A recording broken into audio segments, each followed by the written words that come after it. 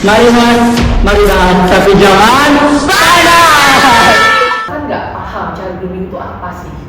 Yang sehat atau normal itu yang kayak gimana? Terus apakah ini adalah pacaran yang wajar, yang sehat, yang normal, atau Selamat datang kembali di Mari Mas, mari bahas jangan panas. Oke, pada episode kali ini kita akan membahas tentang topik yang lagi ramai diperbincangkan di sosial media yaitu child grooming. Tentunya di sini saya nggak sendiri, saya di sini ditemani oleh tamu istimewa Sis Marina selaku ketua dari DPD Perindo Kota Surabaya yang juga aktif di komunitas perlindungan perempuan ya Sis ya. Selamat datang. halo semuanya. Kabarnya gimana sih? Baik, sehat aja. Oke, sebelum kita masuk ke pembahasan inti nih sis, isu child grooming ini seringkali dianggap sebagai isu personal, padahal dampaknya ini sangat luas ya. Jadi mungkin sebagai pembuka saya ingin bertanya terlebih dahulu, bagaimana pendapat Sis Marina terhadap fenomena child grooming dari sisi perlindungan perempuan anak dan mengapa isu ini penting untuk kita bahas hari ini. Oke, jadi kenapa ini jadi penting gitu ya menurut pandangan PPA? Karena yang pertama mungkin masyarakat kita belum terlalu punya kesadaran ya, kurang informasi juga mengenai isu child grooming. Mereka bahkan nggak paham child grooming itu apa sih, ya kan? Nah, dikira anak usia 15, 16, 17 berpacaran itu ya sudah hal yang biasa aja. Tapi ternyata harus ada hal-hal yang perlu diwaspadai, terutama oleh keluarga dan orang tua, oleh anak itu sendiri, gitu, bahwa apakah ini adalah pacaran yang wajar, yang sehat, yang normal, atau ini masuk kategori child grooming. Memang saya sendiri sebagai ibu yang punya anak perempuan juga, saya kurang setuju anak-anak di bawah usia 17 tahun itu udah diberi izin untuk berpacaran. Sebenarnya saya nggak setuju itu, berteman dengan sebanyak-banyaknya orang. Tapi kan kadang-kadang anak-anak itu ingin mencoba gitu ya, atau ingin tahu. Nah, di sini tugas PPA adalah memberikan informasi sebagai bentuk edukasi ke masyarakat, apa sih child grooming itu. Karena apa? Karena child grooming itu ada ciri-ciri khasnya. Ya, biasanya ada relasi yang tidak setara, yang satunya sangat muda sekali, yang satunya sudah dewasa. Gitu. Karena di sini ada suatu tindak kejahatan yang direncanakan ya. Maksudnya apa? Dia sudah punya korban, sudah si pelaku ya, maksudnya si pelaku sudah istilahnya memilih korban, dia akan melakukan pendekatan, dia akan melakukan manipulasi, ya kan? Nah, manipulasi ini yang seringkali tidak disadari. Nah, padahal segala bentuk manipulasi, tipu daya dan tipu muslihat ya kepada anak-anak itu adalah kategori kejahatan pada anak. Nah, child grooming itu semuanya ada di dalam itu. Sehingga di sini mungkin kita dari PPA ingin memberikan edukasi masyarakat bahwa jika punya anak yang dekat atau punya teman dekat gitu ya, itu harus diperhatikan, jangan dibiarkan. Dan kita harus mengedukasi diri kita, cari informasi sebanyak-banyaknya. Hubungan yang sehat atau normal itu yang kayak gimana? Terus yang tidak normal atau yang sudah masuk kategori kejahatan itu yang mana? Seperti itu. Jadi fungsinya lebih ke edukasi. Selain kalau misalnya sudah terjadi ada kejadian atau kasus child grooming, kita juga wajib mendampingi korban sehingga dia tidak sendiri. Di sosial media ini kan lagi ramai kebijakan tentang buku yang viral ya. Buku karya Aureli berjudul Broken String. Di sini kalau kita kupas, si penulis ini berumur 15 tahun. Jadi berhubungan dengan pria dewasa berumur 29 tahun, sehingga sosok Aureli ini tersebut dia adalah fatherless. Jadi dia sehingga dewasa juga mengambil alih peran tersebut atau peran tersebut, yaitu si pelaku gitu. Menurut Sis Marina ini relasi yang kita lihat aman nih, justru ini menyimpan manipulasi. Dari sudut pandang PPA, dimana nih isu child grooming seringkali tidak disadari oleh bentuk kekerasan baik oleh korban maupun dari lingkungan sekitar. Ya memang pelaku child grooming itu kebanyakan memang main halus ya, main cantik sih menurut saya, karena dia punya kemampuan membangun relasi emosional dan sangat mahir di situ. Dan biasanya memang pelaku child grooming itu punya sisi-sisi narsis ya, yang mana biasanya orang narsis itu kan menganggap dirinya istimewa, spesial, sehingga dia punya kepercayaan diri yang tinggi gitu. Ya bisa dibilang NPD juga, meskipun tidak NPD secara klinis ya, tapi rata-rata kebanyakan pelaku child grooming itu punya sifat narsis. Dia sangat mencintai dirinya sendiri. Nanti di pertanyaan berapa mungkin bisa lebih di dalam soal itu. Jadi kalau dari sudut pandang PPA nih, caranya child grooming itu jadi gimana pada anak? Jadi kayak bisa halus gitu pelaku. Oke, jadi gini ya, kalau dari beberapa kasus yang kita pelajari di PPA, juga beberapa korban yang saya secara pribadi juga sempat temuin, kebanyakan tahapan-tahapannya itu memang dia membangun kedekatan emosional dulu, baik itu dengan korban maupun dengan keluarganya, sehingga mereka menaruh kepercayaan. Kelihatannya nih orang baik, kelihatannya orang ini nih aman, ya. Terus dia juga dengan kalimat manipulatifnya dia selalu berkata bahwa aku tuh orang yang paling mengerti kamu, gitu kan. Aku ini gak gampang loh dekat sama orang, jadi kamu tuh termasuk beruntung bisa dekat sama aku. Nah seperti itu kalimat-kalimatnya, sehingga itu membuat si korban merasa menjadi orang yang terpilih atau menjadi orang yang spesial karena bisa dekat sama dia. Nah dari situ barulah mulai dia mulai love bombing, dia chat terus menerus, dia video call sepanjang hari. Nah di situ baru dia melakukan yang namanya sikap mengontrol, tapi nggak disadari kan karena bentuknya seakan-akan dia perhatian, padahal itu bentuk kontrol. Kalau chat nggak dibalas dia marah, kenapa video call dimatikan dia marah, seperti itu.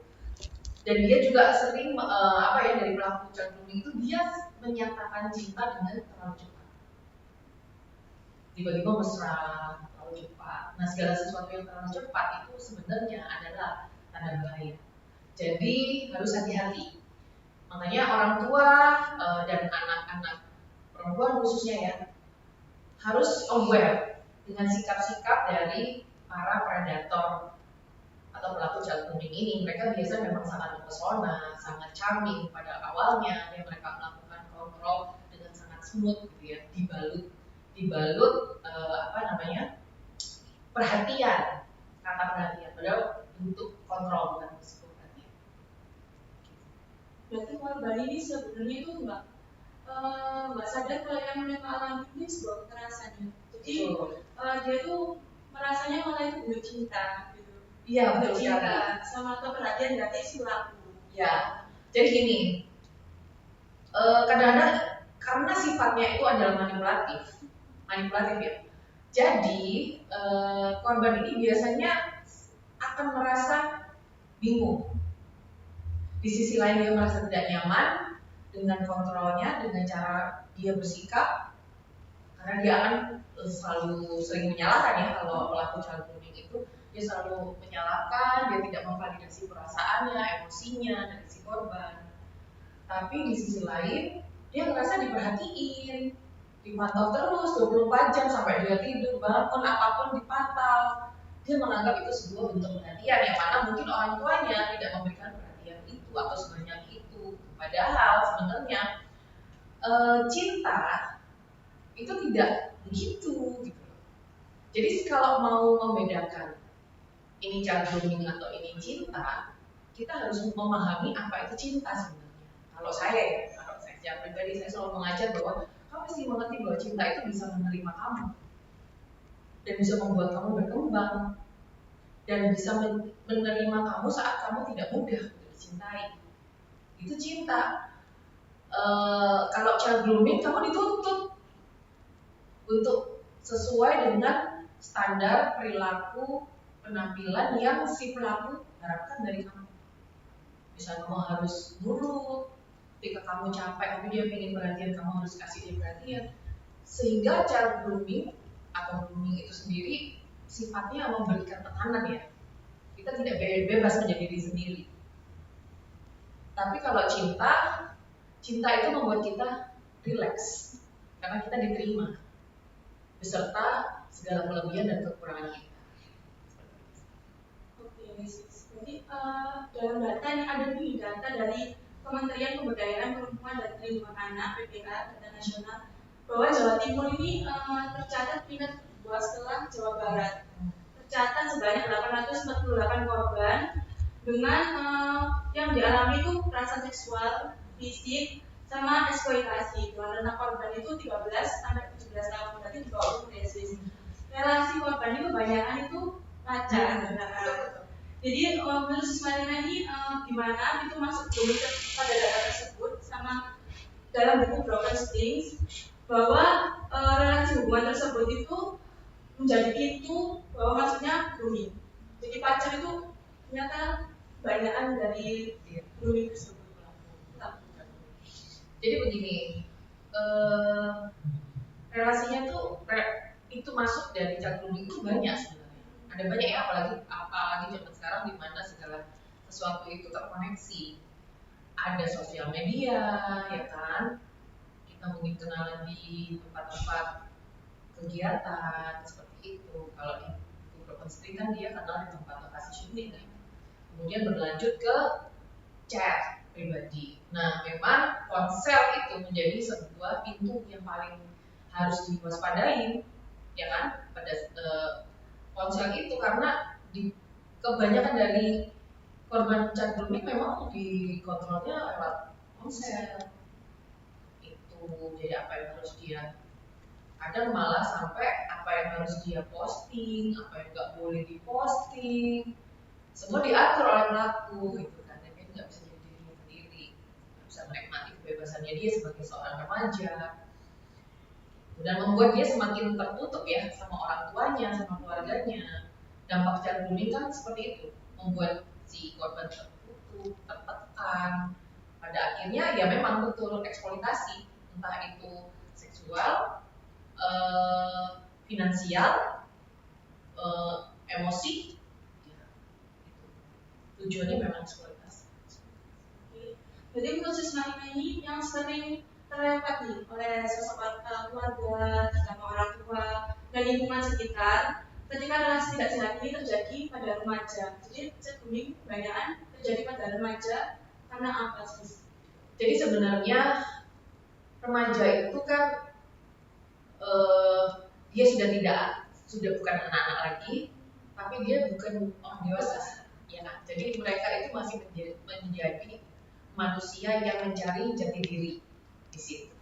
Nah, ini memang usia-usia rentan di mana perhatian orang tua harus lebih. Misalnya orang tua itu kan biasanya memperhatikan anak yang masih kecil ya, itu lebih, ya kan? Tapi begitu masuk sudah remaja, mereka sering bentrok karena si remaja ini sudah mulai punya mau sendiri, sudah mulai curious, pengen tahu ini dan itu, pengen mencoba ini dan itu, dan orang tua, dan mulai menjauhi orang tua. Dan di situ orang tua kebanyakan kehilangan kontrol atas anaknya, entah itu dibiarkan, entah karena kondisi ekonomi mereka yang kurang baik, lalu punya adik, atau yang lainnya, karena memang kondisi orang tua kan beda-beda ya, punya banyak tekanan juga. Nah, yang sering terlewatkan adalah hilangnya komunikasi yang dekat kepada si anak. Padahal pada saat lagi remaja ini adalah umur-umur yang krusial, yang sangat rentan gitu. Apapun bisa masuk di situ, bukan hanya child grooming, tapi juga kekerasan dan kejahatan yang lainnya. Tapi yang sering tidak disadari memang child grooming karena apa ya? Karena tadi ya, karena bentuknya manipulatif, karena bentuknya adalah kekerasan psikis, yang mana itu nggak ada bekas kan di luar kan. Tapi ketika itu terjadi pada si anak, dampaknya itu akan sangat panjang dan sangat lama. Sehingga menurut saya justru ketika di usia-usia rentan ini tadi, di mana dia itu sudah bukan anak-anak tapi juga bukan orang dewasa, komunikasi intens, bonding harus semakin diperbaiki supaya rumah itu menjadi tempat yang aman bagi si. Jadi Sis Marina sempat notice dampak panjangnya jangka panjangnya. Kira-kira dampak jangka panjangnya terhadap kepercayaan diri nih, pada kepercayaan diri sama relasi sosial anak itu bagaimana sih Sis? Kebanyakan korban child grooming itu rusak di situ. Itu yang membuat child grooming menjadi sebuah kejahatan yang harus diwaspadai bersama.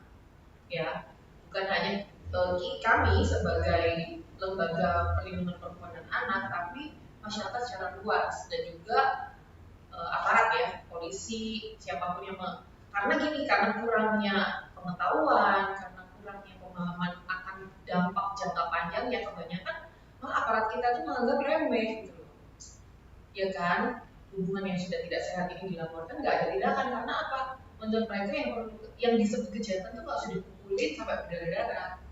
Ya itu baru ditindaklanjutin. Tapi masalah perkara kejahatan psikis ini atau kekerasan psikis ini belum ada awareness yang segitu keras gitu atau kebal gitu di negara kita ya. Padahal efek dampak panjangnya itu bisa sangat merusak si korban ini secara mental, kepercayaan dirinya kebanyakan hancur, dia menjadi orang yang sangat minder, ya kan? Karena dia juga hilang rasa kritisnya, terus hilang juga daya kreativitasnya, sehingga itu menjadi pengaruh dari kualitas anak muda, generasi muda di bangsa ini gitu. Kalau ini terjadi banyak di Jawa Timur, itu makanya menjadi concern saya juga, karena saya ingin ikut serta dalam membangun sebuah generasi muda yang sehat. Kalau kita tidak aware dengan adanya child grooming ini, sama aja kita tuh membiarkan generasi kita ini rusak, hilang, hancur, dan kita tidak akan punya generasi muda yang sehat, yang siap berkarya, siap berkompetisi dengan bangsa-bangsa lain. Berarti emang si korban ini lukanya itu nggak kelihatan secara fisik ya, jadi emang dampaknya itu panjang banget. Lalu terakhir nih sebelum menutup nih satu saja harapan dan pesan untuk yang ingin disampaikan, terutama untuk remaja, keluarga nih, orang tua juga di luar sana, lingkungan kita atau para pendidik nih, untuk lebih aware dan mengenali mencegah praktik manipulasi itu tadi.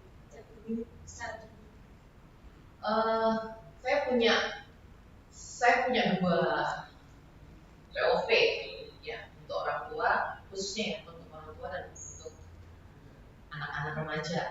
Untuk orang tua tuh begini, semua orang tua tuh pasti punya bebannya masing-masing, punya luka dan traumanya masing-masing, dan nggak semua orang tua itu selesai juga dengan jalan traumanya kan, sehingga itu bisa dibawa menjadi pola parenting kepada anak yang akhirnya mau kurang bisa gitu memberikan rasa aman kepada anak. Nah, yang penting di sini kalau kita tuh ingin semua orang tua pasti yang normal ya, kita ingin anak kita tuh tumbuh menjadi manusia yang jauh lebih baik dari kita. Nah, caranya adalah kita harus memastikan bahwa segala emosi dari anak itu tervalidasi di rumah. Kalau saya pribadi, anak kita kalau remaja ya, itu dia bisa sangat baik, sangat manis ketika di luar. Tapi kenapa di rumah itu dia jadi jutek, cuek, kalau ditanya dia tantrum, kadang-kadang dia marah, nggak ada apa-apa yang marah. Tapi bagi saya itu adalah bentuk ekspresinya dia. Karena kalau di luar, dia itu ada tekanan kan, ada tekanan sosial gitu loh, bahwa dia harus sopan dan lain-lain. Tapi kalau di rumah, ini adalah tempat dia bebas. Dia kalau mau protes, nggak suka dengan apa perilaku orang tuanya, silakan protes. Kalau kamu merasa saya terlalu menekan kamu boleh marah, kamu boleh menangis, tapi kamu boleh juga ketawa terbahak-bahak. Jadi bagi saya rumah itu wajib menjadi tempat yang paling aman buat anak. Dan satu hal lagi ya untuk kita semua lah ya masyarakat, bahwa perlindungan anak itu bukan tanggung jawab orang tua saja, tapi adalah tanggung jawab masyarakat, tanggung jawab kita bersama. Jadi menciptakan lingkungan aman itu nggak hanya orang tua aja, tapi juga masyarakat sekitarnya. Karena kita nggak bisa menuntut satu keluarga itu harus jadi keluarga yang sempurna. Tapi ketika ada komunitas yang lain, ada apa istilahnya ya, jaring pengaman yang lain, seorang anak ini pasti akan lebih aman, ya kan?